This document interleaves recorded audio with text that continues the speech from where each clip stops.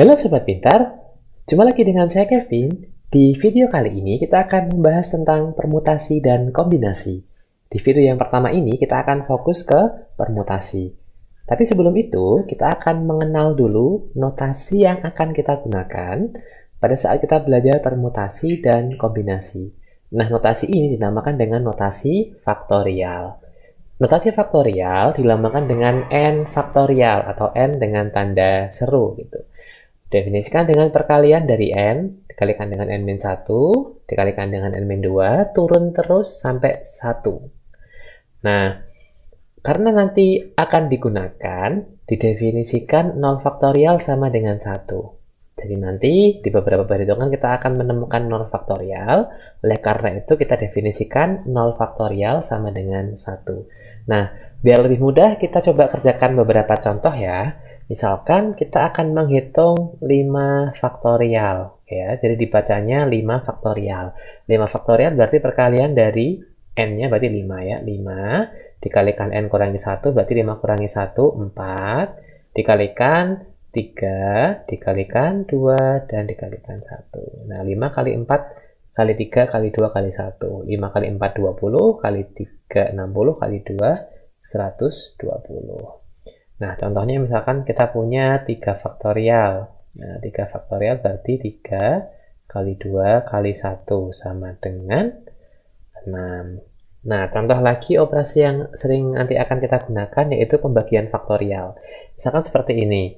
7 faktorial dibagi dengan 5 faktorial. Nah, untuk mengerjakan pembagian seperti ini, itu tidak perlu kita menghitung 7 faktorial. Nah, 7 faktorial kan sama dengan 7 kali 6 kali 5 kali 4 kali 3 kali 2 kali 1 kan? Itu kan sama dengan 5 faktorial. Nah, dibagi dengan 5 faktorial. Nah, ini cukup kita coret saja. Nah, tinggal 7 kali 6 sama dengan 42. Nah, itu tadi notasi faktorial yang nanti akan kita gunakan pada saat kita belajar tentang permutasi dan kombinasi. Nah, selanjutnya kita akan belajar apa sih yang dimaksud dengan permutasi dan kombinasi.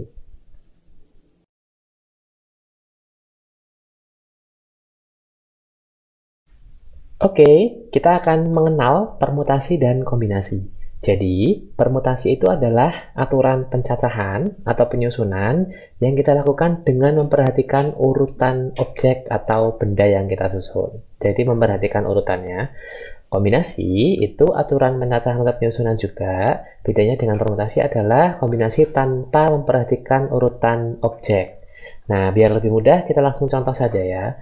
Misalkan kita punya 2 permasalahan. Di permasalahan 1, ada suatu lomba diikuti oleh 10 peserta, akan diambil juara 1, juara 2, dan juara 3. Nah, kita akan menentukan berapa toh banyaknya kemungkinan susunan pemenang. Nah, di permasalahan kedua, ada satu kelas yang terdiri dari 12 siswa, akan dikirimkan delegasi yang terdiri dari 3 orang. Berapa banyak susunan delegasi yang mungkin? Nah, ini kan sama-sama kita akan menyusun atau memilih 3 orang ya. Tapi di permasalahan 1, misalkan nih, saya memilih orang A, orang B, dan orang C. Berarti ada 3 orang yang saya pilih. Tapi kan mau diambil juara 1, juara 2, dan juara 3. Jadi, urutannya itu mempengaruhi. Urutannya itu kita perhatikan. Jadi, kalau saya pilih A juara 1, B juara 2, C juara 3, akan berbeda kasusnya ketika saya pilih C yang juara 1, A-nya yang juara 2, B-nya yang juara 3. Itu sudah 2 aturan atau 2 cara mencacah atau cara menyusun yang berbeda. Itu berarti permasalahan yang seperti ini akan nanti kita selesaikan dengan permutasi. Atau banyaknya cara kita cari dengan permutasi. Atau ini soal yang berkaitan dengan permutasi. Nah, terus yang bawah, dalam satu kelas yang terdiri dari 12 siswa, dikirimkan delegasi terdiri dari 3 orang. Terserah, kita cuma memintanya dikirimkan delegasi nih 3 orang. 3 orang ini kan berarti kalau tidak disebutkan berarti kan jabatannya sama. Jadi, kalau saya milih 3 orangnya itu A, B, C, dan saya milih 3 orangnya itu C, B, A, ataupun A, C, B, kan sama aja. Berarti 3 orang yang saya pilih untuk mewakili kelas itu kan sama. Tidak mempengaruhi urutan. Urutannya tidak kita perhatikan. Jadi untuk soal seperti ini nanti kita akan kerjakan dengan kombinasi. Nah, di video yang pertama ini kita akan fokus dulu ke permutasi. Jadi kita akan belajar bagaimana rumus untuk menghitung banyaknya permutasi, bagaimana untuk menyelesaikan soal yang berkaitan dengan permutasi. Kita akan bahas dulu. Oke, kita lanjutkan ke rumus permutasi.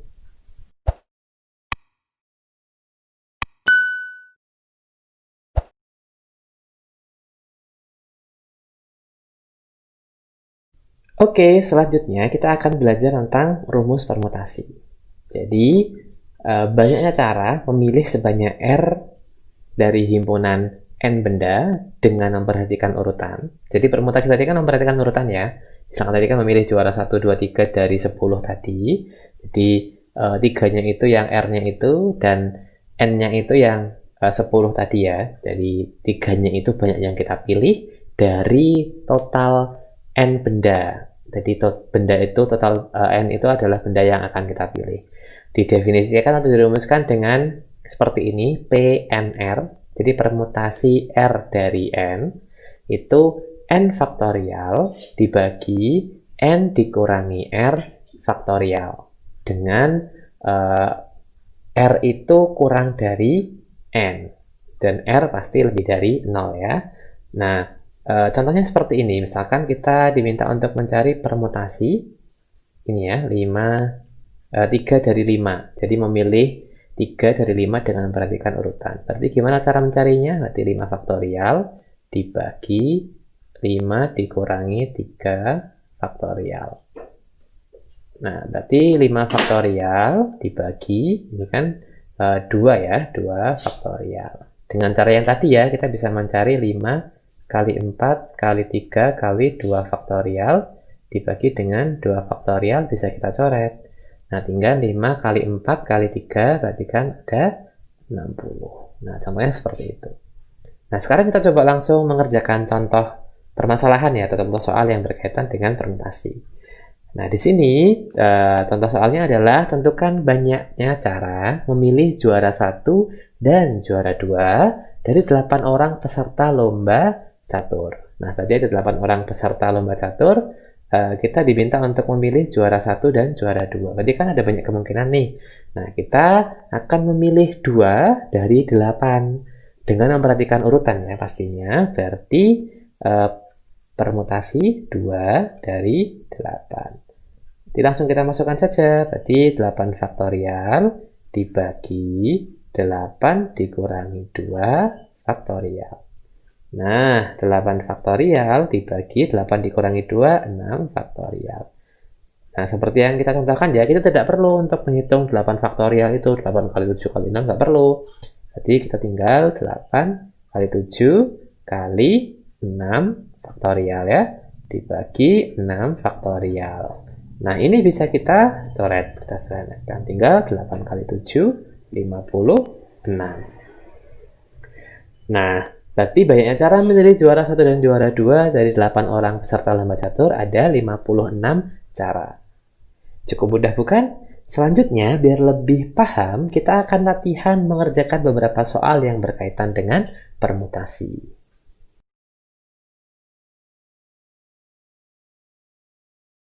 Oke, soal yang pertama. Dari 7 orang finalis lomba menyanyi akan ditetapkan gelar juara 1, 2, dan 3. Tentukan banyak susunan gelar kejuaraan yang mungkin. Berarti dari 7 orang akan kita susun atau kita pilih 3 orang. Karena juara 1, 2, 3 berarti memperhatikan urutan. Berarti kita akan menggunakan permutasi. Berarti untuk menyelesaikan soal ini banyak susunan gelar kejuaraan yang mungkin. Berarti permutasi dari permutasi 3 dari 7 ya. Berarti ingat ya rumusnya, 7 faktorial dibagi 7 dikurangi 3 faktorial ya. N faktorial dibagi N min R faktorial. Nah, 7 faktorial dibagi dengan 7 dikurangi 3 berarti kan 4 faktorial. Nah, sekali lagi nggak perlu dihitung satu persatu 7 faktorialnya. Kita akan coret dengan 4 faktorial. Berarti 7 kali 6 kali 5 kali 4 faktorial. Nah, 4 faktorial ini bisa kita cancel atau kita coret dengan yang bawah. Nah, tinggal kita kalikan. Nah, kita kalikan 6 kali 5 dulu biar lebih gampang ya. 6 kali 5 30, dikali 7 berarti 210. Jadi, banyaknya susunan gelar kejuaraan yang mungkin adalah 210 susunan. Oke, kita lanjut ke soal nomor 2. Nah, soal nomor 2, dalam suatu organisasi akan dipilih pengurus sebagai ketua, sekretaris, dan bendahara dari 12 calon yang memenuhi kriteria. Nah, otomatis kalau misalkan saya pilih 3 orang, pasti akan berbeda ya. Kalau yang A jadi ketua, B jadi sekretaris, C bendahara, terus susunan yang lain misalkan B ketua, A sekretaris, C bendahara, itu kan berarti susunan yang berbeda. Berarti memperhatikan urutan. Untuk itu kita pakai permutasi. Berarti untuk menyelesaikan soal ini kita akan menghitung permutasi 3 dari 12 ya, karena kita memilih 3 dari 12 dengan memperhatikan urutan. Berarti 12 faktorial dibagi dengan 12 dikurangi 3 faktorial. Nah, berarti 12 faktorial dibagi dengan 9 faktorial. Kita jabarkan 12 faktorialnya jadi 12 kali 11 kali 10 kali 9 faktorial dibagi dengan 9 faktorial. Kita sederhanakan tinggal 12 kali 11 kali 10. 12 kali 11 itu 132 kali 10 berarti ada 1320 susunan pengurus yang mungkin. Oke, kita lanjut ke soal nomor 3. Nah, di soal nomor 3, dari huruf-huruf A, B, E, C, K, M, O, N, Z, nah ada beberapa huruf ini, kita diminta untuk menentukan berapa banyak kata yang berbeda yang terdiri dari 3 angka yang dapat terbentuk. Oke, jadi kita ambil 3 angka, terus kita susun kata ya. Misalkan kita ambil angka A, B, E. Nah, A, B, E ini kan kalau saya ambil urutannya A, B, E, terus E, A, B, dan EBA, nah itu kan udah susunan yang berbeda. Maka memperhatikan urutannya, memperhatikan urutan. Nah, kita akan mengambil 3 huruf dengan memperhatikan urutan dari total berapa huruf? 1, 2, 3, 4, 5, 6, 7, 8, 9. Oh, dari 9. Berarti kita akan menggunakan permutasi. Kenapa permutasi? Karena ternyata ketika urutannya berbeda, kata yang terbentuk pun juga akan berbeda.